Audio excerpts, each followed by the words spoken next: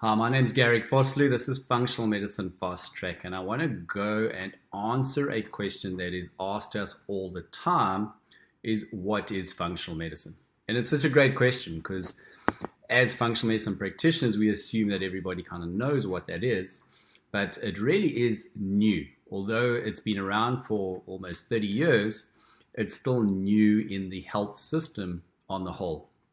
So first of all, let's just start with maybe some definitions, and then we'll punch down into that and expand on what functional medicine is. So one of the most common definitions that I like to use is functional medicine is a systemized approach that identifies the underlying root causes while building a therapeutic relationship. Now we can break that sentence down into the three different components. First of all, the systemized approach. That is really about understanding that many conditions, diagnoses, diseases can have a similar root cause, and one root cause can express itself as many conditions or diagnoses. So in other words, each person is completely individual. And by using a systemized approach where we look at their genetics, their biochemical individuality, their lifestyle factors, and we're able to gather all that information together to be able to leverage that data to put a personalized plan together for each individual, almost ignoring what the diagnosis was in the beginning, because we want to first of all look at the imbalances that have been brought together as we've collected all that data that I mentioned earlier: biochemical individuality, genetics, lifestyle factors. And really what it is about collecting everything about a patient and then putting it into a systemized approach where we can start to identify where the imbalances are. Once we identify where those imbalances are, we can then determine, do we need to test further and identify really specifically what the issue is? Because then that will help us to put together a very personalized plan that we can initiate, and then we can track and fine tune. So that is the systemized approach. And the whole time we're looking at what are the underlying root causes that are producing the current concerns of the patient, the signs and the symptoms. Let's have a look at the part of the sentence that is about a therapeutic relationship. And so often we know in conventional medicine that it's a 7 to 10 minute consultation and then see me again for a follow-up point that is going to discontinue at a discharge situation. So what we want to develop in functional medicine is a continuum, a relationship that does not end. We need to be in a therapeutic relationship that we can help somebody wherever they are on the illness-wellness paradigm, with the extreme one side being death and the extreme other side being optimal wellness. And in the middle would be somewhere around neutral. Now, typically in conventional medicine, we will try and relieve a patient of their signs and symptoms and discharge them, kind of at neutral.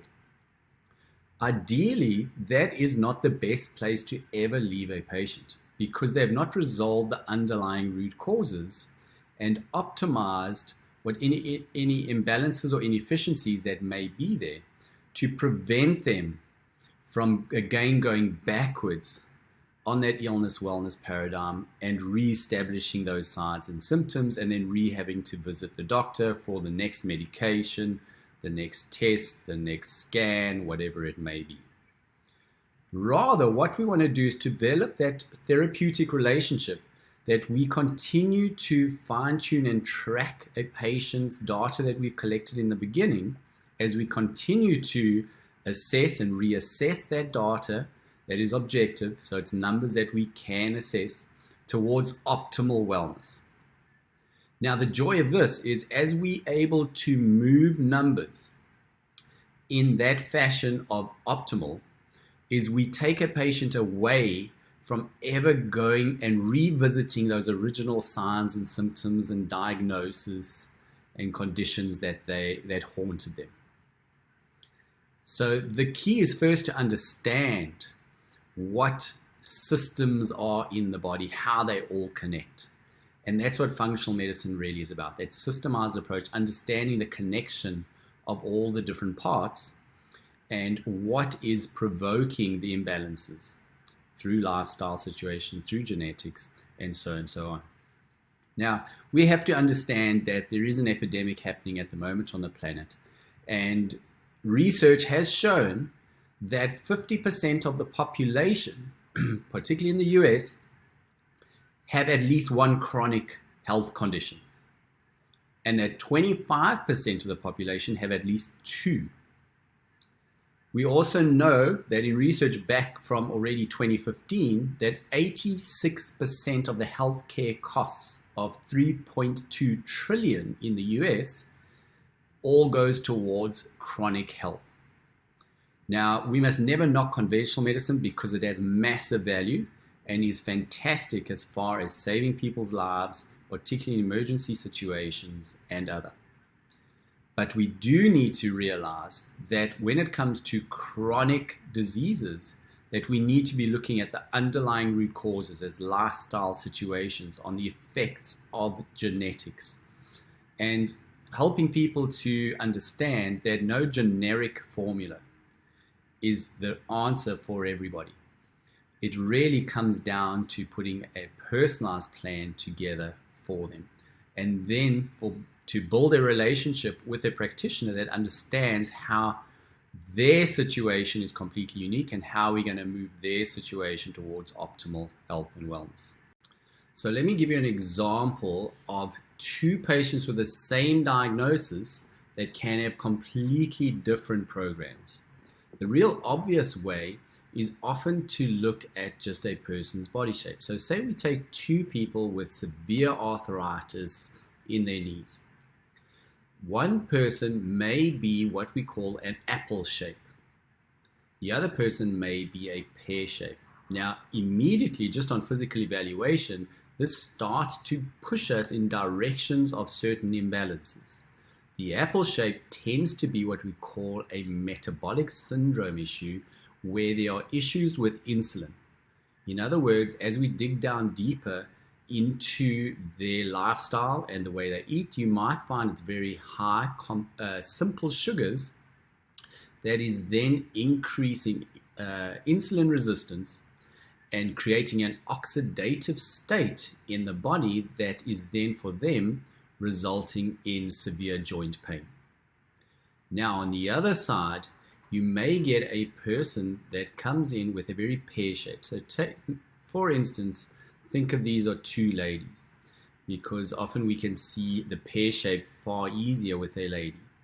In a pear-shaped situation, we're going to immediately start to think of gut dysfunction, immune dysregulation, and the potential to be having to detox more. So in this situation, there's going to be an increase in oxidative pressure due to these imbalances in the gut and the hormones and the liver being under pressure, not being able to detox properly. So they would go on to a very different situation as far as a personalized plan go, where you want to facilitate detox. You want to bring in an exercise routine that is not very intense.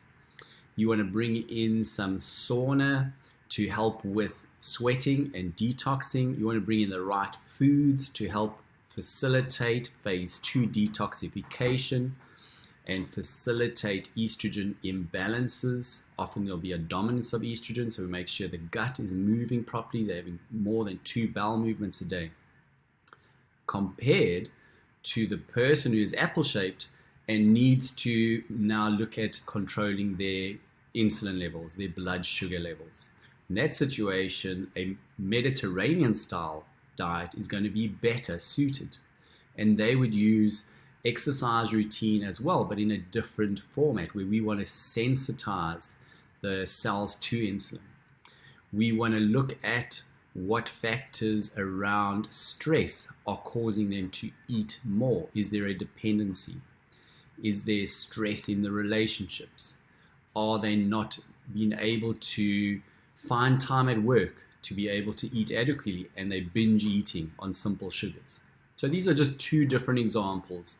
And then we can look deeper into the genetics. So we may find on the apple side that they have genetics that are fueling sensitivity towards insulin resistance.